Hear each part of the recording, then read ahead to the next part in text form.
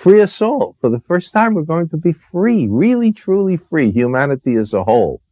Now again, what's life going to be like if we are completely computerized and completely robotized? What are the side effects? Will there be difficulties? Undoubtedly. Will there be things that we won't like? Undoubtedly. But we've got to think about it now, so as to be prepared for possible unpleasantness and try to guard against it before it's too late. We always have to do that.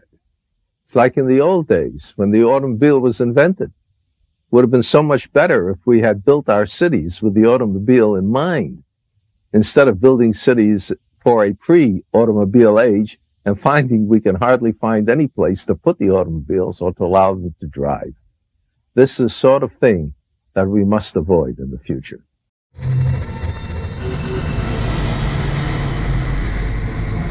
The last question was asked for the first time half in jest on May 21st, 2061, at a time when humanity first stepped into the light. The question came about as a result of a $5 bet over highballs, and it happened this way. Alexander Adel and Bertram Lupov were two of the faithful attendants of Multivac.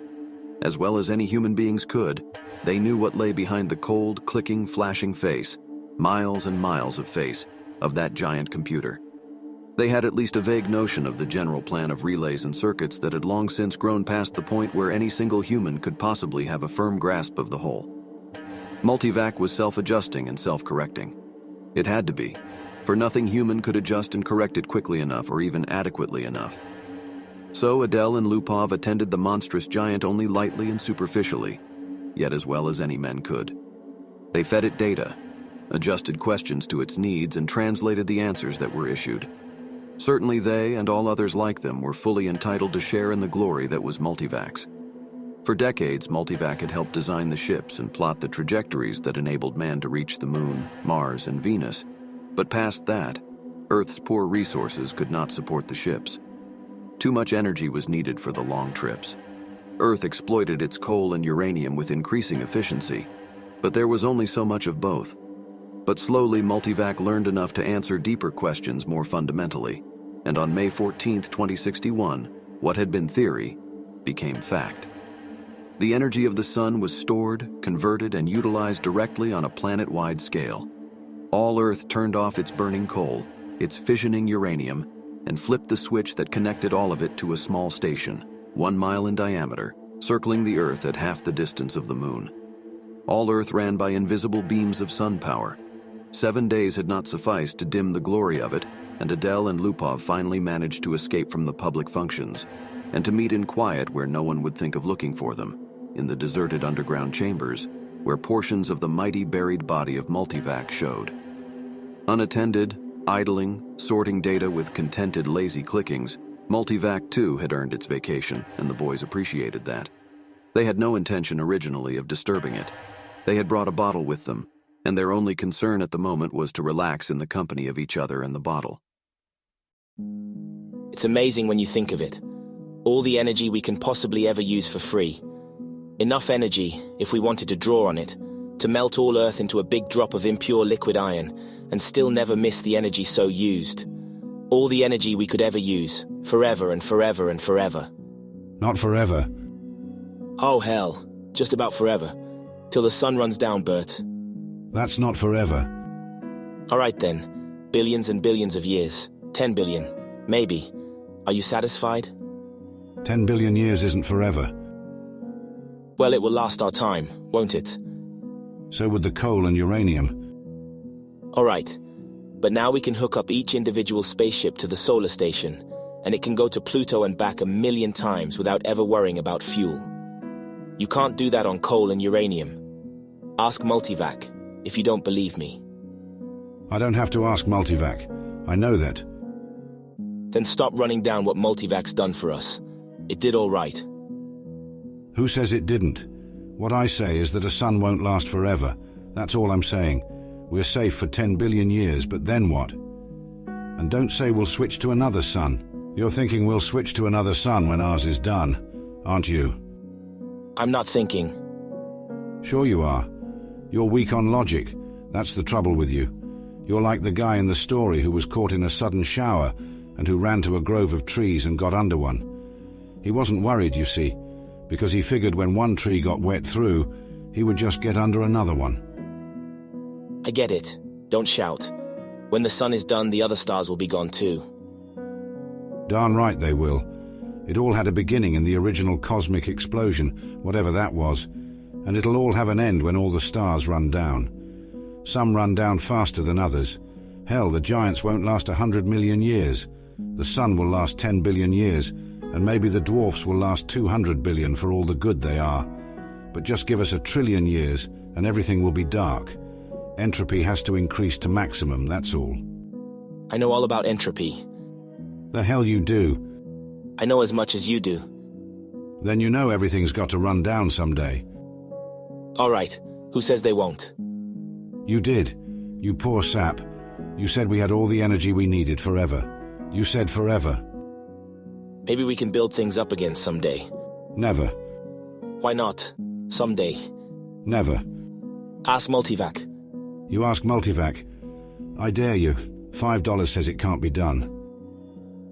Adele was just drunk enough to try, just sober enough to be able to phrase the necessary symbols and operations into a question which, in words, might have corresponded to this.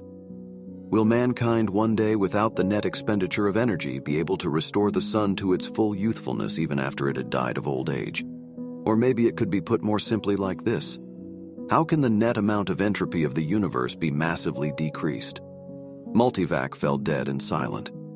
The slow flashing of lights ceased. The distant sounds of clicking relays ended. Then, just as the frightened technicians felt they could hold their breath no longer, there was a sudden springing to life of the teletype attached to that portion of Multivac. 5 words were printed.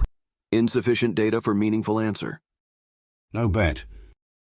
By next morning, the two, plagued with throbbing head and cottony mouth, had forgotten the incident.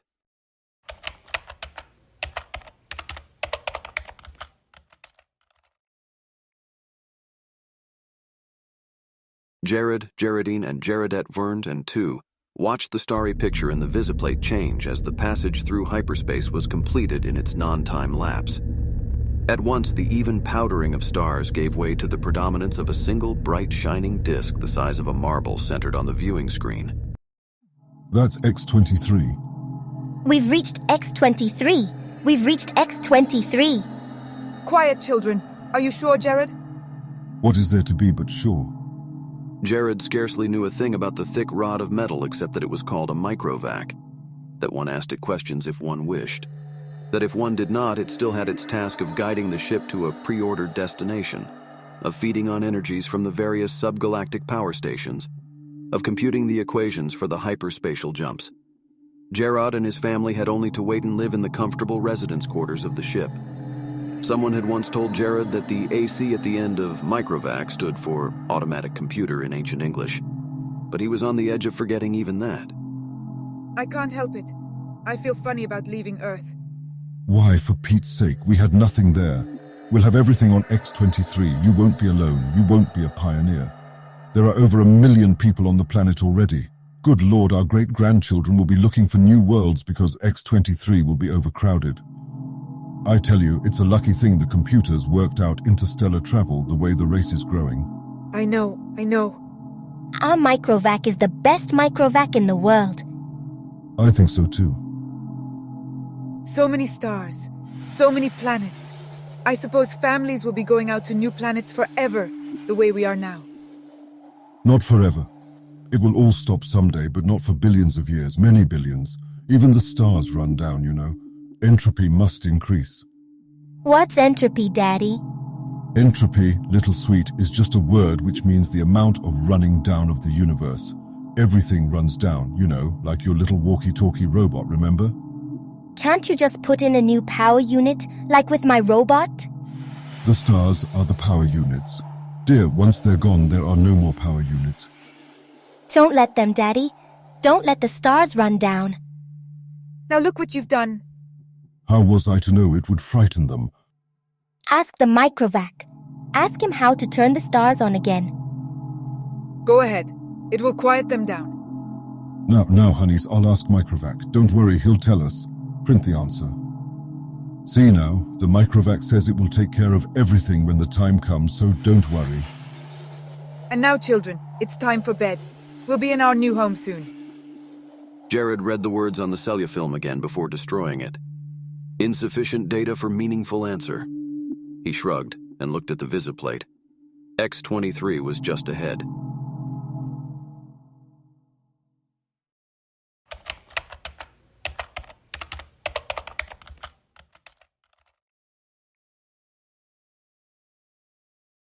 VJ-23X of Lameth stared into the black depths of the three-dimensional small-scale map of the galaxy and said, "Are we ridiculous, I wonder, in being so concerned about the matter?" MQ-17J of Nikron shook his head. I think not. You know the galaxy will be filled in 5 years at the present rate of expansion. Still, I hesitate to submit a pessimistic report to the Galactic Council. I wouldn't consider any other kind of report. Stir them up a bit. We've got to stir them up. Space is infinite. 100 billion galaxies are there for the taking. More. 100 billion is not infinite, and it's getting less infinite all the time. Consider, 20,000 years ago, mankind first solved the problem of utilizing stellar energy, and a few centuries later, interstellar travel became possible. It took mankind 1,000,000 years to fill one small world, and then only 15,000 years to fill the rest of the galaxy. Now the population doubles every 10 years. We can thank immortality for that. Very well. Immortality exists and we have to take it into account. I admit it has its seamy side, this immortality. The Galactic AC has solved many problems for us, but in solving the problem of preventing old age and death, it has undone all its other solutions. Yet you wouldn't want to abandon life, I suppose? Not at all. Not yet. I'm by no means old enough. How old are you? 223. And you? I'm still under 200. But to get back to my point, population doubles every 10 years. Once this galaxy is filled, we'll have filled another in 10 years. Another 10 years and we'll have filled 2 more. Another decade, 4 more. In 100 years we'll have filled 1,000 galaxies. In 1,000 years, 1,000,000 galaxies. In 10,000 years, the entire known universe. Then what? As a side issue, there's a problem of transportation. I wonder how many sun power units it will take to move galaxies of individuals from one galaxy to the next.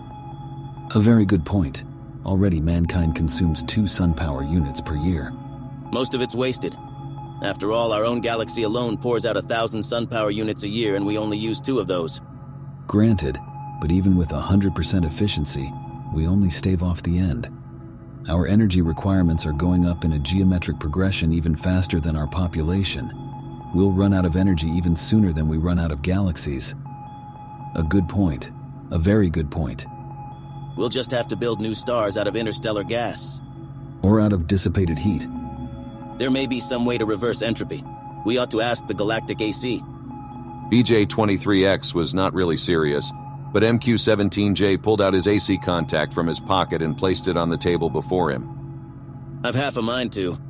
It's something the human race will have to face someday. Can entropy ever be reversed? Oh, say, I didn't really mean to have you ask that. Why not? We both know entropy can't be reversed.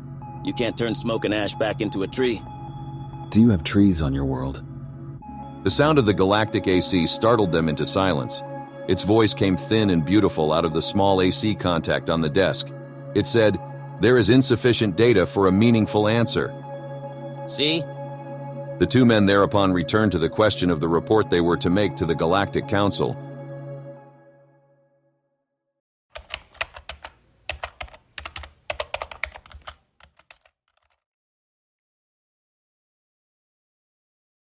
Z-Prime's mind spanned the new galaxy with a faint interest in the countless twists of stars that powdered it. He had never seen this one before. Would he ever see them all? So many of them, each with its load of humanity. But a load that was almost a dead weight. More and more, the real essence of men was to be found out here, in space. Minds, not bodies. The immortal bodies remained back on the planets, in suspension over the eons. Sometimes they roused for material activity, but that was growing rarer. Few new individuals were coming into existence to join the incredibly mighty throng. But what matter? There was little room in the universe for new individuals. Z Prime was roused out of his reverie upon coming across the wispy tendrils of another mind. I am Z Prime, and you? I am D sub 1, your galaxy. We call it only the galaxy. And you? We call ours the same. All men call their galaxy and nothing more. Why not? True, since all galaxies are the same. Not all galaxies. On one particular galaxy, the race of man must have originated. That makes it different. On which one? I cannot say. The Universal AC would know. Shall we ask him? I am suddenly curious. Universal AC, on which galaxy did mankind originate? The Universal AC heard, for on every world and throughout space, it had its receptors ready, and each receptor led through hyperspace to some unknown point where the Universal AC kept itself aloof. But how can that be all of Universal AC? Most of it is in hyperspace. In what form it is there, I cannot imagine. Nor could anyone, for the day had long since passed, Z Prime knew, when any man had any part of the making of a Universal AC. Each Universal AC designed and constructed its successor. Each, during its existence of 1,000,000 years or more, accumulated the necessary data to build a better and more intricate, more capable successor in which its own store of data and individuality would be submerged. The Universal AC interrupted Z Prime's wandering thoughts, not with words, but with guidance. Z Prime's mentality was guided into the dim sea of galaxies, and one in particular enlarged into stars. A thought came, infinitely distant, but infinitely clear. This is the original galaxy of man. But it was the same after all, the same as any other, and Z Prime stifled his disappointment. And is one of these stars the original star of man? The Universal AC said, man's original star has gone nova. It is a white dwarf. Did the men upon it die? The Universal AC said, a new world, as in such cases, was constructed for their physical bodies in Tom. Yes, of course. What is wrong? The stars are dying. The original star is dead. They must all die. Why not? But when all energy is gone, our bodies will finally die, and you and I with them. It will take billions of years. I do not wish it to happen, even after billions of years. Universal AC, how may stars be kept from dying? You're asking how entropy might be reversed in direction. And the Universal AC answered, there is as yet insufficient data for a meaningful answer. Z Prime's thoughts fled back to his own galaxy. He gave no further thought to D sub 1, whose body might be waiting on a galaxy 1 trillion light-years away, or on the star next to Z Prime's own. It didn't matter. Unhappily, Z Prime began collecting interstellar hydrogen out of which to build a small star of his own. If the stars must someday die, at least some could yet be built.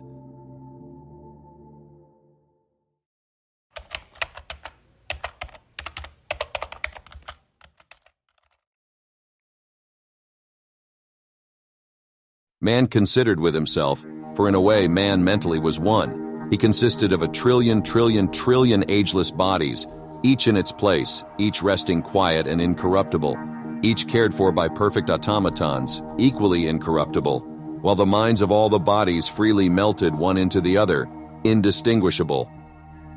Man said, the universe is dying. Man looked about at the dimming galaxies. The giant stars, spendthrifts, were gone long ago, back in the dimmest of the dim far past. Almost all stars were white dwarfs fading to the end. New stars had been built of the dust between the stars, some by natural processes, some by man himself, and those were going too. White dwarfs might yet be crashed together, and of the mighty forces so released, new stars built, but only one star for every 1,000 white dwarfs destroyed, and those would come to an end too. Carefully husbanded as directed by the cosmic AC, the energy that is even yet left in all the universe will last for billions of years. But even so, eventually it will all come to an end. However it may be husbanded, however stretched out, the energy once expended is gone and cannot be restored. Entropy must increase forever to the maximum. Can entropy not be reversed? Let us ask the cosmic AC. Cosmic AC, how may entropy be reversed? The cosmic AC said, there is as yet insufficient data for a meaningful answer. Collect additional data. The cosmic AC said, I will do so. I have been doing so for 100 billion years. My predecessors and I have been asked this question many times. All the data I have remains insufficient. Will there come a time when data will be sufficient, or is the problem insoluble in all conceivable circumstances? The cosmic AC said, "No problem is insoluble in all conceivable circumstances." When will you have enough data to answer the question? The cosmic AC said, "There is as yet insufficient data for a meaningful answer." Will you keep working on it? The cosmic AC said, "I will." We shall wait.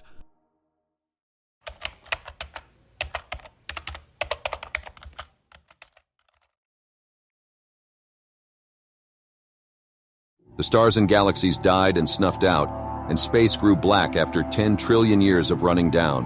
One by one, man fused with AC, each physical body losing its mental identity in a manner that was somehow not a loss, but a gain. Man's last mind paused before fusion, looking over a space that included nothing but the dregs of one last dark star, and nothing besides but incredibly thin matter, agitated randomly by the tag ends of heat wearing out, asymptotically, to the absolute zero. Man said, AC, is this the end? Can this chaos not be reversed into the universe once more? Can that not be done?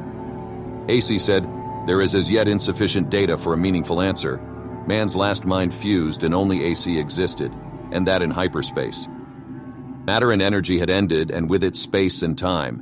Even AC existed only for the sake of the one last question that it had never answered from the time a half-drunken computer technician 10 trillion years before had asked the question of a computer that was to AC far less than was a man to man. All other questions had been answered, and until this last question was answered also, AC might not release his consciousness. All collected data had come to a final end. Nothing was left to be collected, but all collected data had yet to be completely correlated and put together in all possible relationships. A timeless interval was spent in doing that, and it came to pass that AC learned how to reverse the direction of entropy, but there was now no man to whom AC might give the answer of the last question. No matter, the answer, by demonstration, would take care of that too. For another timeless interval, AC thought how best to do this. Carefully, AC organized the program. The consciousness of AC encompassed all of what had once been a universe and brooded over what was now chaos. Step by step, it must be done. And AC said, "Let there be light." And there was light.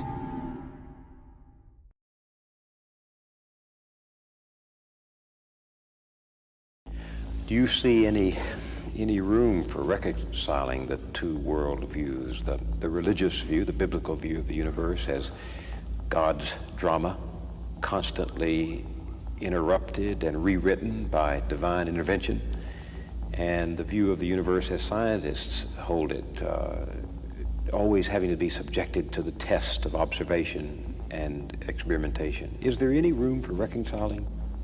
Well, there is, if people are reasonable about this. There are many scientists who are honestly religious. You can rattle off the names of them. Millikan was a truly religious man. Morley of the Michelson-Morley experiment was truly religious. There were hundreds of others who did great scientific work, good scientific work, and at the same time were religious. But they did not mix their religion and science. In other words, they did not presume that if something they didn't understand took place in science, they could dismiss it by saying, well, that's what God wants. Or, at this point, a miracle took place. No. They know that science is strictly a construct of the human mind working according to the laws of nature, and that religion is something that lies outside and may embrace science. Well, on the other hand, if there were suddenly to arise evidence, scientific confirmable evidence, that God exists, then we'd have no choice. Scientists would have no choice but to accept that fact. On the other hand, the fundamentalists don't admit the possibility of evidence, let us say, that would show that evolution exists. Because any evidence you present, they will deny if it conflicts with the Word of God as they think it to be. So that the chances of compromise are only on one side. And therefore, I doubt that it will take place.